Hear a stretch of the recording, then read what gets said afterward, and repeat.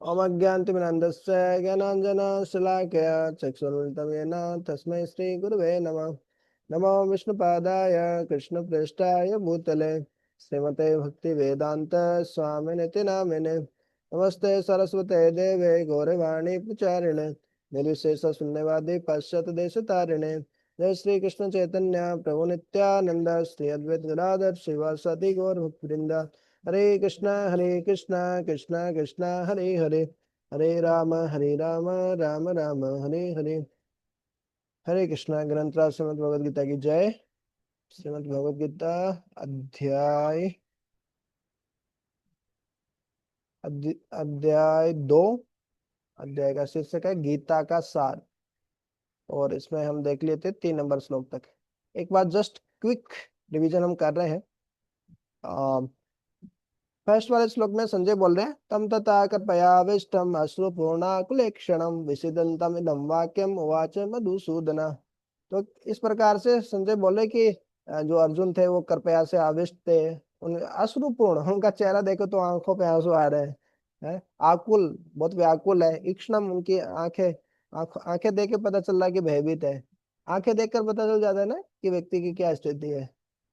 व्यक्ति डरा डरा हुआ रहता है तो उसकी आंखें, आंखों से समझ में आ जाता है, और चेहरे से भी समझ में आ जाता है ना। Face is the index of mind. हमारा चेहरा देख के हम बता सकते हैं कि व्यक्ति का मन कैसा है अभी। विषीदंतम इदम वाक्यम, उस विषाद करते हुए, दुख करते हुए जो अर्जुन थे उनको भगवान मधुसूदन बोलते हैं। उसके संशय को, उसके मधु नामक राक्षस को, संशय रूपी जो मधु राक्षस है उसको मारते हैं। तो उसमें प्रभुपाद जी बहुत अच्छी एनालॉजी देते हैं कि जिस प्रकार से कोई व्यक्ति डूब रहा होता है तो उसको उसके कपड़ों को, उसके वस्त्रों को बचाना बुद्धिमत्ता नहीं है, उस व्यक्ति को बचाना चाहिए। इसी तरीके से प्रभुपाद जी एक स्टोरी बताते हैं, एक कहानी बताते हैं। बता सकते हैं कौन सी कहानी बताते हैं? और दो एनालॉजी, उपमा या कहानी टाइप में बताते हैं प्रभुपाद जी किस प्रकार से, है ना, शरीर की बजाय आत्मा महत्वपूर्ण है।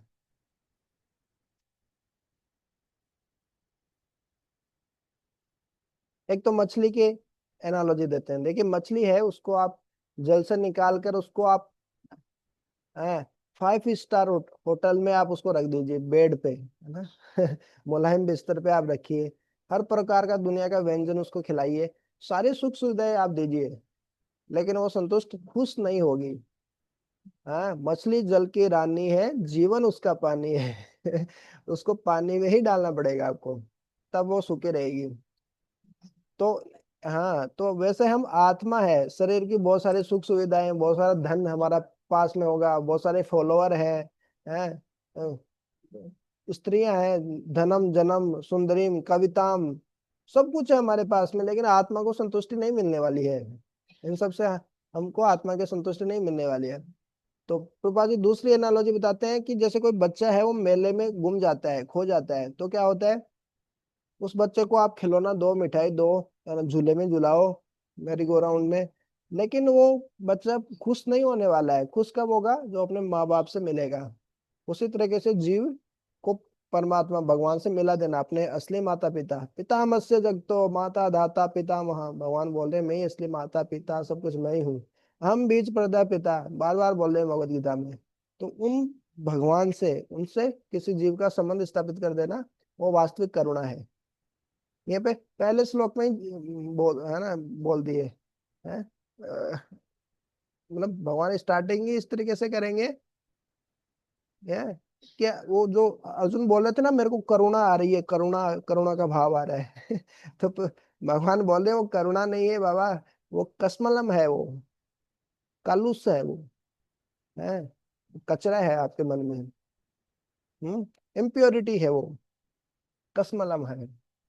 वो बोले कि ये आपके मन में कहाँ से आ गया? बोले विस्मय समुपस्थितम। तो बोले ये सब तो आपके मन में आना ही नहीं चाहिए, ये सब चीजें तो। हम्म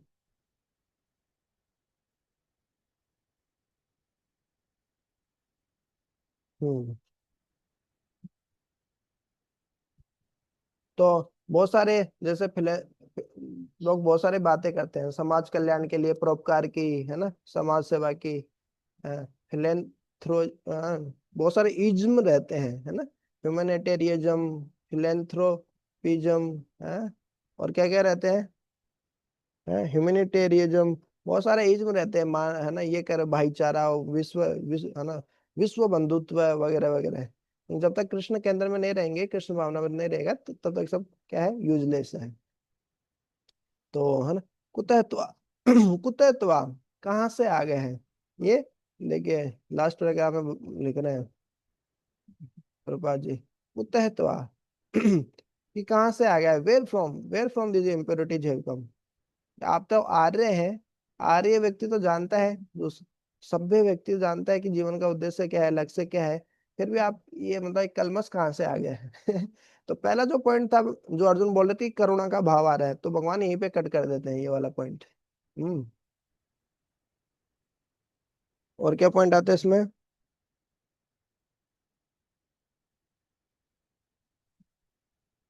हाँ, वो कहते हैं इसमें तो यही पॉइंट है। उसके बाद में 3 नंबर श्लोक में भगवान बोलते हैं फिर है, क्लेब्यमास्मगमा पार्थ न एतत् तवै उपद्यते शुद्रम हृदय दौर्बल्यम त्यक्त्वा उत्तिष्ठ परंतपा। हे परंतप, आप तो शत्रु को है ना तप देने वाले हो, आप तो क्षत्रिय हो, आप होकर ऐसी बातें कैसे कर रहे हो, ये हृदय दौर्बल्यम है आपका, ये करुणा का भाव नहीं है, ये आपके हृदय की दुर्बलता है, कमजोरी है, ये हृदय की वीकनेस ऑफ हार्ट है ये। शूद्रम ना, है ना, ये जो शूद्र, ये जो छोटी सोच है, ये कैसे आ गई आपके अंदर, पेटी, दया आती है इसमें, दया दिखाने लायक ये, है ना, हृदय दौर्बल्यम कैसे आ गया तुम्हारे अंदर।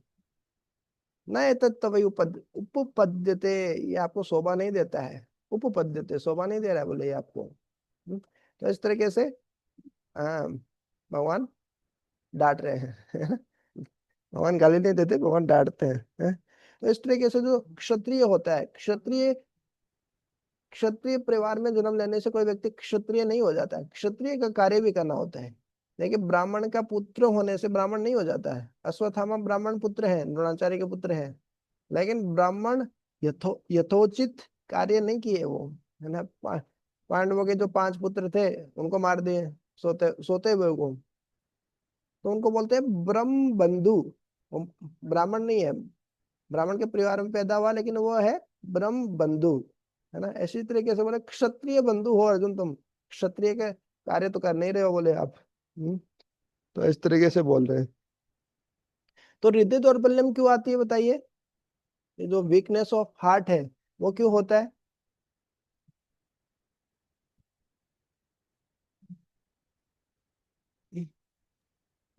हमारे हमारे अंदर भी काम आता है। क्रोध मद लोभ मोह। ओके, काम करो लोभ मोह, वो तो सब बता। वीकनेस ऑफ हार्ट टू आसक्ति की वजह से होता है। करेक्ट, आसक्ति एकदम करेक्ट है।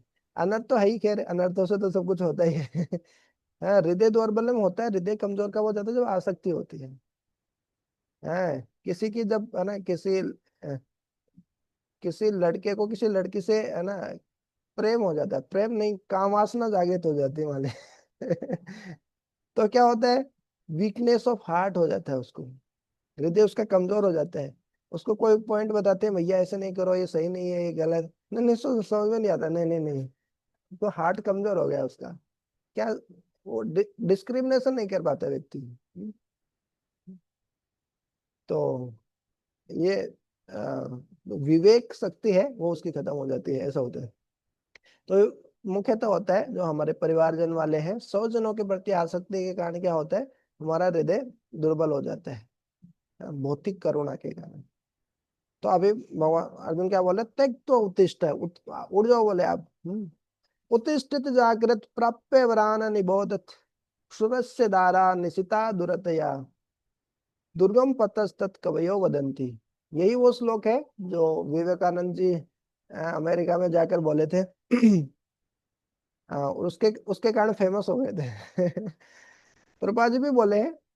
मैं आज सुबह ही हमारे ब्रह्मचारी आश्रम में है ना, प्रभुपाद जी का लेक्चर प्ले होना बजना शुरू हो जाता है, लगभग 3:40 के अराउंड बजना शुरू हो जाता है, ताकि कोई सोए नहीं, सब जाग जाए तो हमारे नींद नींद खुलती है प्रभुपाद जी की वाणी सुनते हुए। तो प्रभुपाद जी बोल रहे थे ये वाला श्लोक, बोले विवेकानंद जी से भी पहले प्रभुपाद जी बोल रहे हैं, अमेरिका में जाके बोले ये श्लोक तो। हालांकि उस समय हो सकता है प्रभुपाद जी को कोई पहचाने नहीं, लेकिन अभी देखिए पूरी दुनिया पहचान रही है कि नहीं। तो एक कठोपनिषद का श्लोक है, उत्तिष्ठित जागृत प्राप्य वरान निबोधत। उठो जागो और लक्ष्य प्राप्ति तक मत रुको, जो ये बोले थे ना। उत्तिष्ठित जागृत प्राप्य वरान न निबोधत, जब तक आपको वरान अपना लक्ष्य नहीं मिल जाता, तब तक आप मेहनत मेहनत करो ऐसा। फिर क्या बोलते हैं, ये जो आध्यात्मिक आध्यात्मिक मार्ग क्या है, क्षुरस्य धारा निशिता। क्षुरस्य मतलब छुरे का, धारा मतलब जो धार होती है, निशिता मतलब तेज धारदार है। ये आध्यात्मिक दुर्गम पथस्तत् कवयो वदंती, जो आध्यात्मिक मार्ग है, ये जो पथ है वो कैसा है, हाँ, दुर्गम पथ है ये, सुगम पथ नहीं है। हाँ, ये मतलब मखमल का या फूलों का ये मार्ग नहीं है, इतना आसान मार्ग नहीं है ये, बहुत कठिन मार्ग है, दुर्गम पथ है। ऐसा कवियो वदंती, जो विद्वान लोग हैं वैसा बोलते हैं। ब्लड सेड हो जाएगा, हेवोक क्रिएट हो जाएगा, थोड़ा सा भी सावधानी बरतेंगे तो क्या होता है, रेजर से ना कट सकता है हमारा फेस। तो उसी तरीके से आध्यात्मिक मार्ग है होता है। हालांकि दूसरी जगह ऐसे भी आपको श्लोक सुनने को मिलेंगे, हाँ, कि दोनों आंखें बंद करके भी इस मार्ग पर चलेंगे, भक्ति मार्ग पे, तो आपको पता नहीं होगा, न पतेत न स्खलेत। हाँ? निमिल्य व नेत्रे धावन, यदि दौड़ते भी रहेंगे तो भी नहीं होगा। तो वो डिपेंड करता है कि यदि हम अच्छे भक्तों के संग में भक्ति का अभ्यास कर रहे हैं, प्रामाणिक गुरु के निर्देशन में, अच्छे भक्तों के संग में, और हमारा हम भी सरल हृदय के हैं, तो ये हमारे लिए भक्ति करना आसान हो जाता है। और वरना पिछले पाप कर्म अधिक है, हाँ, पिछले जन्मों के पाप बहुत है, तो भक्ति करना इतना आसान नहीं है। ये शाम तो अनगतम पापम जनानाम पुण्य कर्मणाम, जिनके पापों का अंत हो गया उनके लिए भक्ति करना बहुत आसान होता है, लेकिन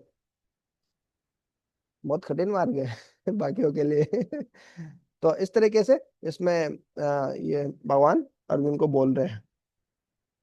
हम्म।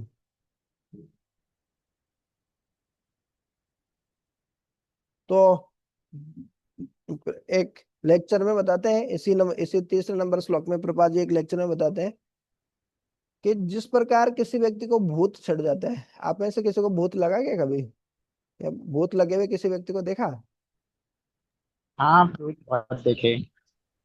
ये सुनो, बोले वो देखिए, क्या होता है उसकी क्या। हाँ क्योंकि पास में दरबार लगता है। अच्छा, तो उस हाँ व्यक्ति के धनी क्या। महाराज हैं। अच्छा। कुछ नहीं होता, चिल्लाते रहता है, कुछ कुछ पागल भूत आते हैं तो उठा पटक करते रहते हैं यहाँ वहाँ। क्यों, पास पास में कौन है, बागेश्वर धाम है क्या? नहीं मतलब ऐसा है कि गांव में है तो एक धनी महाराज हैं, ओ अच्छा अच्छा। चबूतरा है उनका। ओ अच्छा अच्छा। तो हाँ। वहां पर हर चौथ के दिन दरबार लगता है। हम्म। ठीक है, अच्छा है। तो रात को प्रैक्टिकली। उनके चिल्लाने की आवाज सुनाई देती। हम्म। तो है ना, कुछ मॉडर्न साइंस के लोग मानते नहीं है भूत क्या होते हैं, उनको लगेगा तो समझ में आएगा क्या होता है, लगा ही रहता है बोले। तो जब व्यक्ति को भूत लगता है तो वो अपने कंट्रोल में, अपने नियंत्रण में नहीं रहता है, वो भूत उसको कंट्रोल करता है। तो तांत्रिक रहते हैं ना, तांत्रिक लोग कैसे कंट्रोल करते हैं, ज्यादातर शमशान घाट में बैठे रहते हैं तांत्रिक अघोरी वगैरह जो लोग रहते हैं। और जो आत्मा, जिसको शरीर नहीं मिला है, दूसरा शरीर जिसने शरीर छोड़ा है, वहां पे जिसका अंतिम संस्कार हुआ है और प्रॉपर संस्कार नहीं हुए, वो आत्मा वहीं पे भटकती रहती है। तो वो उन आत्माओं को कंट्रोल कर लेता है तांत्रिक, होता है कि नहीं होता है, उसी को तो बोलते हैं वशीकरण। उस फिर उन आत्माओं को कंट्रोल करके, है ना, उनसे अपना कार्य उनसे अपना कार्य करवाते हैं जो तांत्रिक लोग रहते हैं, ऐसा ही होता है ना।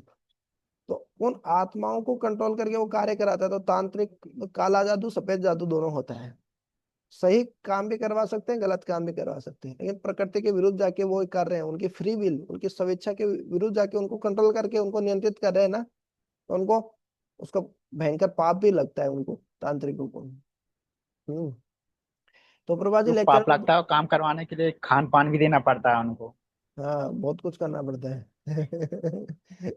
तो ऐसे तो कैसे आपके अंडर में काम करेगा, खान पान देना पड़ेगा, और उनके पास शरीर भी नहीं होता, सबसे बड़ी बात है, फिर भी खाएंगे कैसे, बड़ा मुश्किल है उनके लिए। अलग प्रकार से खिलाना पड़ता है उनको। किसी के शरीर में घुसकर फिर खान खान पान करते हैं। कई अच्छे भूत भी होते हैं, अच्छी आत्माएं भी होती हैं, है ना। ब्रह्मचर्य आश्रम में भी रहती है, बोले कई बार ऐसे आत्माएं शरीर के अंदर घुस जाती है, गलत इच्छाएं भी कई बार आती है ना, वो ऐसे प्रेत आत्माएं घुस जाती है, तो ऐसे भी होता है। तो जरूरी नहीं कि हर बार हम गलत इच्छा हमारे अंदर आ रही है तो हमारे खुद की सोच के कारण ही आती है। कई बार वो घुस जाती है तो फिर वो हमारे शरीर के माध्यम से अपनी इच्छा पूरी करना चाहते हैं, ऐसे भी रहते हैं तांत्रिक।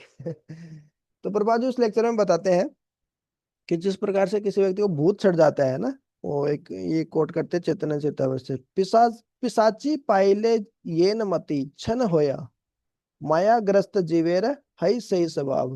ये जिस प्रकार से किसी व्यक्ति को पिशाच भूत पकड़ लेता तो उसकी मति क्या हो जाती है, छन हो जाती है, उसकी मति मारी जाती है, वो उसकी बुद्धि काम नहीं करती। फिर वो पिशाची उससे करवाता काम। उसी तरीके से मायाग्रस्त जीवेर है सही स्वभाव, मायाग्रस्त जीव है ना, माया में फंसा हुआ जीव जो है उसका भी स्वभाव वैसा ही होता है। वो उस अपने जो नित्य स्वभाव है उसके अनुसार कार्य नहीं करता, माया करवाती है, प्रकृति के 3 गुण उससे कार्य करवाते हैं। हमको लगता है कि हम कर रहे हैं। प्रकृते क्रियमाणानि गुणे कर्माणि सर्वश अहंकार मूढ़ात्मा करता हम इति मन्यते।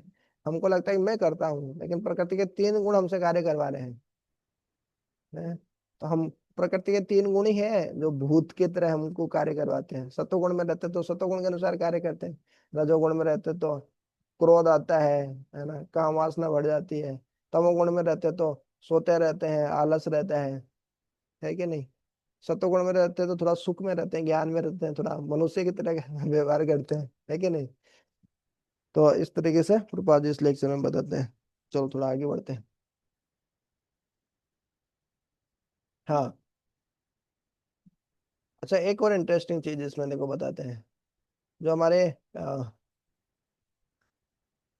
क्या बोलते हैं, हम्म, विश्वनाथ चक्रवर्ती ठाकुर।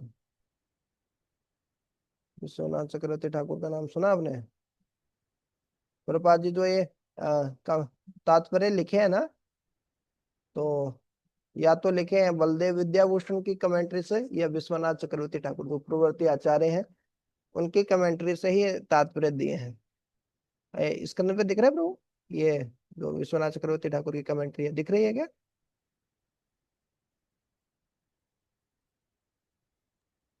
जी दिख रही। ओके। तो इसको जो एक ही श्लोक में, हालांकि एक ही बोल रहे हैं, इसमें भगवान ही बोल रहे हैं, लेकिन इंटर डायलॉग के माध्यम से विश्वनाथ चक्रवर्ती ठाकुर इसको बताते हैं, इसको समझाते हैं कि देखिए, क्लेबिम माँ स्मग मह पार्थम। भगवान बोले कि आप नपुंसक मत बनो, आप मतलब क्षत्रिय हो, क्षत्रिय की तरह कार्य करो आप, है ना। But in you my friend it is not proper at all. बोले वाक्यों के अंदर आ सकता है, लेकिन मेरे दोस्त तुम्हारे अंदर ये सब नपुंसकता नहीं आनी चाहिए, क्षत्रिय का भाव होना चाहिए।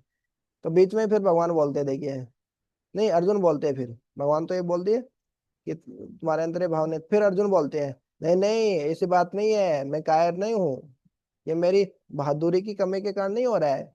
ये ऐसे मत सोचो कि मैं कायर हूँ, ये वास्तव में मैं धर्म के नजरिए से मैं चीजों को देख रहा हूँ।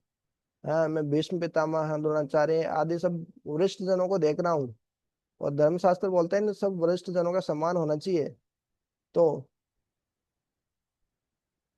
इस कारण में है ये मतलब मोहग्रस्त हो रहा हूँ, ये बोल रहे हैं। फिर भगवान बोल रहे हैं नहीं नहीं नहीं, ये सही बात नहीं है, ये ना तो धर्म के सिद्धांत है और नहीं ये दया है। ये वास्तव में क्या है, तुम्हारा तुम भ्रमित हो गए हो, और फोकट में शोक कर रहे हो तुम। ये तुम्हारे क्या है, क्षुद्रम हृदय दौर्बल्यम, हृदय की दुर्बलता है बोले, है इसको गिव अप, त्याग दो बोले, पर हे परंतप, है वो यूं, वो अफ्लिक्ट्स एनिमीज, है ना, परंतप का अर्थ है फाइट, आप युद्ध करो, इस तरीके से इस पे बोल रहे हैं। हम्म। तो अभी चलते हैं हम 4 नंबर श्लोक पे। अभी अर्जुन बोल रहे हैं कथम भीष्मम् अहम संखे द्रोणं च मधुसूदन इषुभिः प्रतियोत्स्यामि पूजा अरौ अरहौ अरिसूदन। अर्जुन वाचा, अर्जुन ने कहा, खतम भीष्मम अहम संखे, संख्या मतलब युद्ध में, अहम मतलब मैं, भीष्म मतलब भीष्म को, पितामह भीष्म को, खत्म मतलब कैसे, द्रोणम च और द्रोण को, मधुसूदन हे मधुसूदन, मैं भीष्म पितामह और द्रोणाचार्य जैसे आचार्यों को कैसे, इसुबि ही प्रतियोत्स्यामि, इसुबि मतलब बाणों के द्वारा, तीरों के द्वारा, प्रतियोत्स्यामि उन पर कैसे आक्रमण करूंगा, प्रति मतलब वो जब मेरे पे आक्रमण करेंगे तो वापस उन पे काउंटर अटैक मैं कैसे करूंगा। क्यों, पूजा अर्हो, वो सब क्या है, पूजा करने के पूजनीय है वो, है ना, अर्हा मतलब योग्य, पूजा करने योग्य है वो, पूजनीय है दोनों, हे हरिसूदन, है हे शत्रुओं को मारने वाले। तो इस तरीके से बोल रहे हैं इसमें। तो वास्तव में जो धर्म शास्त्र होता है उसके अनुसार वरिष्ठ जन हमेशा पूजनीय होते हैं। हमसे जो सीनियर है, वरिष्ठ है, भले ही वो उम्र में हो सकते हैं, भले ही ज्ञान में हो सकते हैं, भले ही उनकी दीक्षा पहले हुई हो, कोई भी कारण हो सकता है, किसी भी दृष्टि से हम देख सकते हैं कि ये वरिष्ठ भक्त हैं, है ना, मान सकते हैं हम वरिष्ठ भक्त हैं। तो इस तरीके से जो ऐसे वरिष्ठ बोले वरिष्ठ जन है उनका तो सम्मान करना चाहिए, धर्मशास्त्र बोलते हैं। अर्जुन बोले कोई मन से नहीं बोला, मैं शास्त्रों के अनुसार बोल रहा हूँ। कल भी हमने देखा था ना, अनुसूश्रुम, मैंने परंपरा में सुना है, गुरु शिष्य परंपरा में सुना है ऐसा।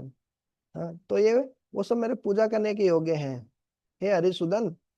ऐसे कैसे आप मतलब मार सकते हैं, मतलब मैं हम उनको कैसे मार सकते हैं। तो इसमें विश्वनाथ चक्रवर्ती ठाकुर बहुत अच्छा कन्वर्सेशन करना है उनका, इसमें तात्पर्य में भी आप देखेंगे, इसमें कृपा जी लिखते हैं, वो चीज लिखते हैं। और विश्वनाथ चक्रवर्ती ठाकुर और भी अच्छे से बताते हैं इसमें इंटर डायलॉग के माध्यम से। तो इसमें बोल रहे हैं, तो अकॉर्डिंग टू कि शास्त्रों के अनुसार क्या होता है, सभी की सभी का सम्मान होना चाहिए, वरिष्ठ भक्तों का विशेष रूप से। प्रतिबध्नाति ही श्रेयः पूज्य पूजा व्यतिक्रम, कि ये सब मेरे पूजनीय है, उनके साथ में कैसे मतलब युद्ध कर सकता हूँ। लेकिन फिर भगवान बोलते हैं उनसे, देखिए एक ही श्लोक बोल रहे हैं, अर्जुन अर्जुन ने ये बोला श्लोक, लेकिन इंटर डायलॉग के माध्यम से विश्वनाथ चक्रवर्ती ठाकुर इसका लिख रहे हैं, उसके अंदर घुसकर लिख रहे हैं कि उसके बीच में भी संवाद हुआ है, बोले उसके बीच में भी वार्तालाप हुआ है। तो बीच में ये एक लाइन जब बोलते हैं कि ये सब तो मेरा पूजनीय है, भीष्म और द्रोण, तो भगवान बोलते हैं नहीं नहीं, वो ठीक है, ये वो आपके पूजनीय है, लेकिन वो आपके विरुद्ध में लड़ाई कर रहे हैं ना, आपके पक्ष में नहीं, आपके विपक्ष में वो युद्ध कर रहे हैं। क्या वो आपके विपक्ष में युद्ध नहीं कर रहे हैं, और आप उनसे युद्ध करने में क्यों समर्थ नहीं हो, बताओ, विपक्ष में है वो तो फिर वो फिर अर्जुन फिर बोलते हैं नहीं नहीं, ऐसा नहीं है, वो मेरे पूजनीय है, पूजा रहू है, पूजा करने योग्य है, वो तो इतने पूजनीय है कि मुझे चाहिए कि मैं उनके चरणों में फूल अर्पित करूं। मेरे गुरुजन है, गुरुजनों के तो चरणों में फूल अर्पित करने चाहिए ना, पुष्प अर्पित करूं मैं, और आप बोल रहे हैं कि मैं तीर चलाऊं, तीर चलाकर उनको मारूं, ये कैसी बात होती है, हाँ, हे मेरे मित्र कृष्ण, ये कैसी बात कर रहे हैं कि मैं आप उनको उन पर युद्ध चला, उन पर तीर चलाऊं, क्या आप करोगे क्या ऐसा, यदि क्या आपने आपका क्या आपने अपने गुरु सांदीपनि मुनि, जब उज्जैन में आप अवंतिका नगरी में आप पढ़ाई करने के लिए आए थे, तो क्या आपने गुरु सांदीपनि मुनि पे ऐसे तीर चलाए थे क्या आपने, या आपको बोलेंगे तो आप चलाएंगे क्या अपने गुरु सांदीपनि मुनि पे, है या अपने दूसरे मित्रों पे आप चलाएंगे क्या, है। तो इस तरीके से बोलते हैं।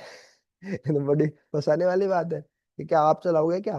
हाँ, आप तो मधुसूदन है, मधु मधु नामक राक्षस को मारने वाले हैं, हैं। और थोड़े ना आप संदीपनी मुनि सूदन है, संदीपनी मुनि को मारने वाले थोड़ी, और आप बोल रहे हैं कि मेरे को कि अपने गुरु को मारो, ये कौन सी बात होती है।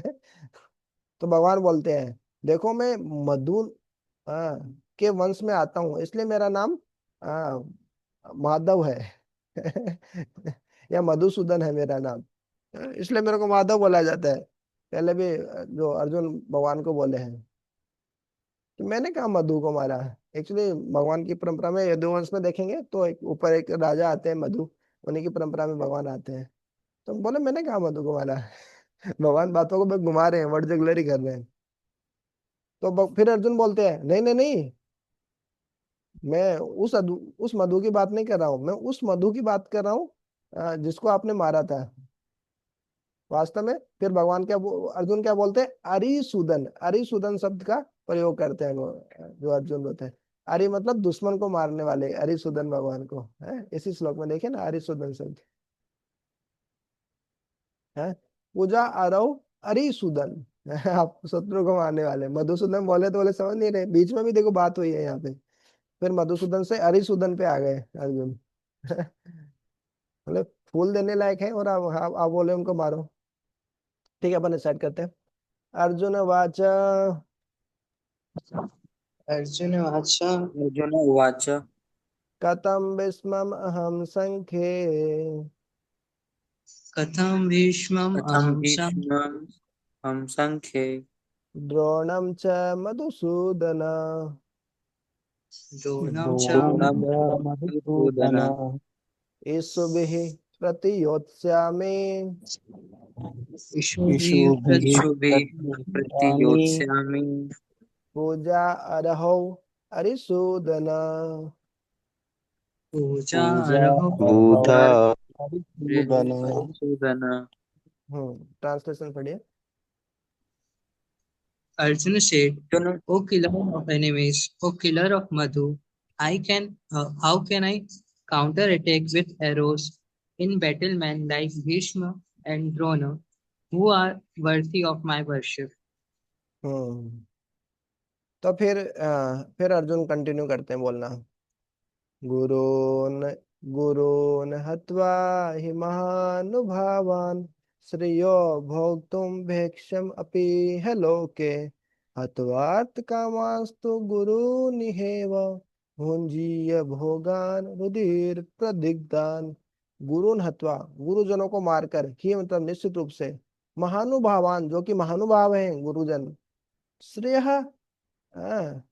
श्रेय उससे श्रेष्ठ होगा, श्रेयस्कर होगा है। गुरु गुरु जो कि महानुभाव है उनको मारकर भोग भोग करना, एंजॉय करना है ना, उससे श्रेय, उससे श्रेयस्कर तो क्या होगा। भिक्षम, मैं भिक्षा मांग, भिक्षा, हाँ भिक्षा आटन करूंगा, है भिक्षा याचना करूंगा मैं, भिक्षम करूंगा। अपने मतलब भी ई है लोके, इस लोक में है। अपने ही जो गुरुजन है, महानुभाव है, उनको मारने की अपेक्षा तो मैं उनको मारकर फिर मैं भोग करूंगा, एंजॉय करूंगा, उससे अच्छा तो है मैं भिक्षा मांग कर अपना जीवन निर्वाह करूंगा इस संसार में, इस दुनिया में, वही श्रेष्ठकर होगा, श्रेय हो। हत्वा अर्थ कामांस्तु गुरुन इह एवा।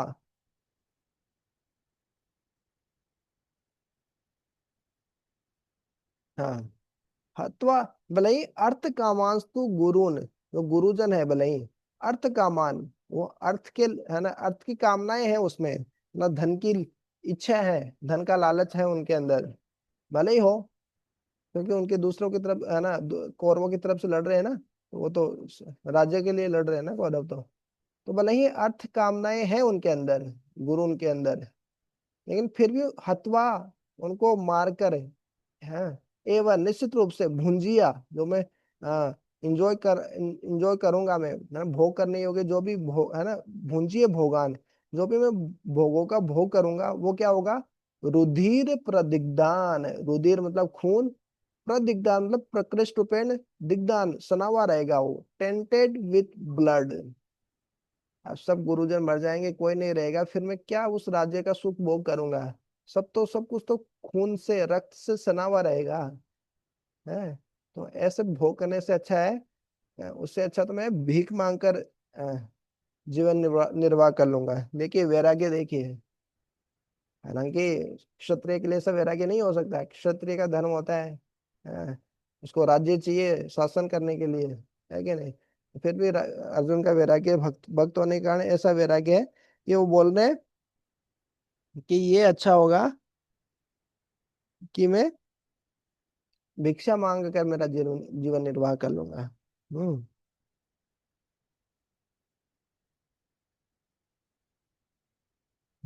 तो इसमें देखते हैं विश्वनाथ चक्रवर्ती ठाकुर क्या बोलते हैं। इंटरेस्टिंग है इसमें भी। हाँ, तो ये है 2.5। हम्म। तो फिर देखिए भगवान बोलते हैं उसको कि यदि तुमको राज्य नहीं चाहिए, है ना, तो तुम कैसे जीवोगे। वो बोले कि ठीक है मैं युद्ध नहीं करूंगा, राज्य नहीं चाहिए मेरे को। तो तुम बोले, भगवान बोले चलो ठीक है बताओ तुम कैसे जियोगे, अपनी जीवन निर्वाह कैसे करोगे। तो फिर अर्जुन बोलते हैं मैं क्या करूंगा, भीख मांग कर मेरा जीवन निर्वाह कर लूंगा, है कि नहीं। हालांकि अर्जुन बोल रहे हैं कि भीख मांगने से मेरे को पता है मेरे को अपयश मिलेगा, और ये आगामी जो जीवन है उसके लिए अशुभ है। लेकिन ये जो आगामी हाँ, लोगों के लिए अशुभ नहीं होगा, क्योंकि कम से कम लोग मरेंगे तो नहीं, मार काट तो नहीं होगी कम से कम भीख मांगने से। और जो ये जो गुरुजन है, भले ही दुर्योधन के प्रति आज्ञाकारी हैं ये लोग, हाँ, इस कारण हम उनको रिजेक्ट कर दें, है ना, उनको स्वीकार नहीं करेंगे, ये हम भले ही कह सकते हैं शास्त्रों से कोट करके, लेकिन वो ठीक नहीं है मतलब, है ना। जैसे शास्त्रों में लिखा है, गुरोः अपि अवलिप्तस्य कार्य कार्यम अजानतः उ उत पतः प्रतिपन्नस्य परित्यागो विधीयते। ये महाभारत में आता है कि एक गुरु का आप त्याग कर सकते हैं, गुरु को छोड़ सकते हैं, भले आपकी दीक्षा हो गई हो, उस गुरु का आप परित्याग कर सकते हैं, पर परितः त्याग कर सकते हैं, अच्छे से छोड़ सकते हैं उसको। कब कब गुरु को आप छोड़ सकते हैं, जब गुरु क्या हो, अवलिप्त से भौतिक चीजों में बहुत ज्यादा आसक्त हो जाए, कार्य अकार्य में जानता है, क्या करणीय है, क्या करना चाहिए क्या नहीं करना चाहिए, वो ये सब नहीं जानता है, भूल भूल गया हो अपने पथ में, उत्पतः प्रतिपन्न से अपने मार्ग से इतना विचलित हो गया है कि वो नहीं जानता कि क्या सही है क्या गलत है, और गलत कार्यों में अवलिप्त हो गया है, वो लिप्त हो गया है। तो ऐसे गुरु का परित्याग आप कर सकते हैं, ऐसे शास्त्रों में, ऐसे महाभारत में लिखा है। हम्म।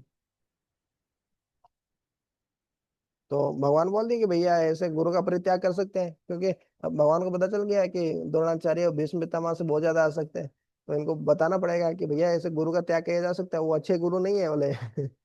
ये फिर भी अर्जुन कहाँ मानने वाले हैं बोलने हैं। नहीं नहीं बोले, फिर भी वो महानुभावान है, उनमें भीष्म पितामह है, उनमें क्या गलती है, बोले कुछ भी तो गलती नहीं है। लेकिन भीष्म पितामह युधिष्ठिर महाराज को बताते हैं, देखिए, अर्थस्य पुरुष दासो दासस्तु अर्थ न कस्यचित।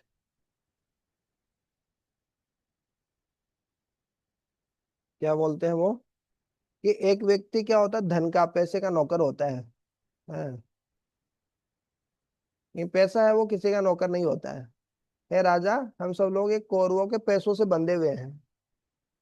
वास्तव में भाई ये कारण है कि वो आ, दुर्योधन की ना उनकी रोटी खाते थे, उनके उनके कारण बंधे हुए थे। भगवान दिखाना चाह रहे हैं कि आप कितने भी शक्तिशाली हो, लेकिन यदि आप कौरवों की अधर्म के पक्ष में हो ना, तो आपका वध होना निश्चित है। ये सिखाना चाहते हैं, और भगवान वीर्य रस का आस्वादन भी करना चाहते थे। आंतरिक कारण ये है, हालांकि बाह्य रूप से बोल रहे हैं वो, भीष्म पितामह की हमने पाप की रोटी खाई है इस कारण हम, है ना, पाप के भागीदार हैं। तो फिर भगवान बोलते हैं हाँ, इसी कारण वो क्या है, महानुभाव नहीं है वो कोई। मारो आप बोले उनको। तो फिर भी अर्जुन मान नहीं रहे, भले ही वो बोले अर्थ का मान हो, भले ही इंजॉय करना चाहते हो, हाँ, फिर भी कोई मतलब नहीं है, यदि उनको मार कर भी हम यदि राज्य करेंगे, शुभ वो करना चाहेंगे, तो वो सब खून से सना हुआ रहेगा, है। और फिर बोल रहे हैं देखिए भीष्म पितामह ने तो, हाँ, वो तो इच्छा मृत्यु का वरदान है उनको, और आजीवन नैष्ठिक ब्रह्मचारी रहे, बोले भीष्म प्रतिज्ञा की थी उन्होंने आजीवन ब्रह्मचारी रहने की। तो इस तरीके से इंटर डायलॉग चल रहा है, एक ही श्लोक में भगवान और अर्जुन के बीच में वार्तालाप चल रही है। इस तरीके से विश्वनाथ चक्रवर्ती ठाकुर बता रहे हैं, इस तरीके से हमने डिटेल में देखा है। तो इसका इसको एक बार आप रिसाइट कर लीजिएगा, ट्रांसलेशन पढ़ लीजिएगा, मीटिंग एंड होने वाली है।